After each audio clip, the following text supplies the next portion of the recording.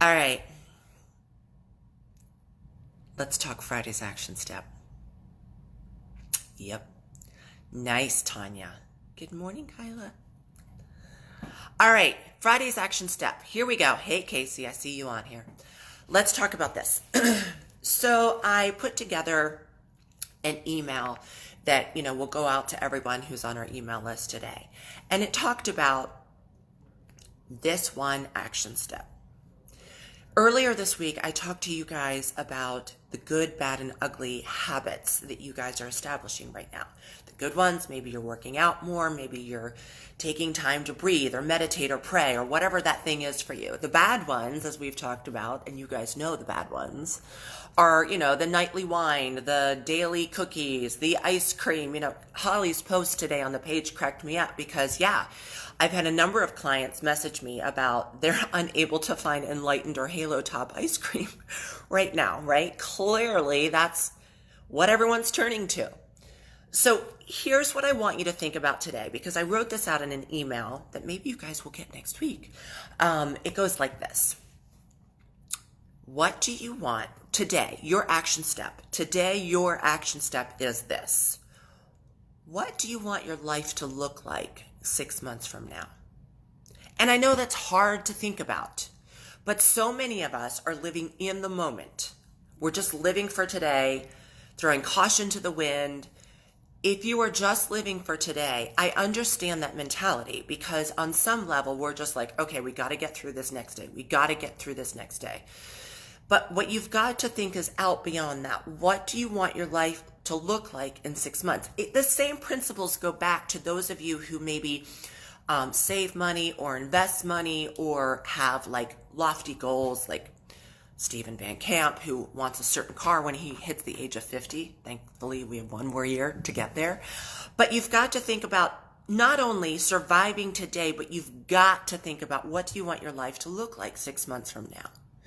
And so that comes back to these good, bad, and ugly habits that you may be establishing today.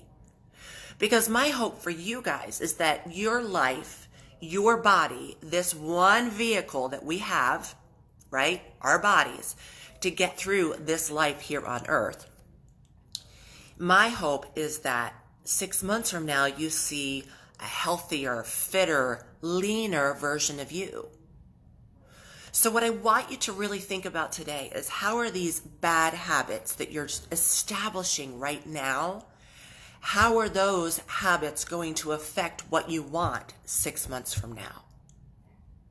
6 months from now, I could easily say, all right, I want to be down another 15 pounds. Or 6 months from now, for some of you, maybe it's a physical weight goal, meaning like maybe I want to be able to lift this much weight. Or 6 months from now, I want to wear a certain size.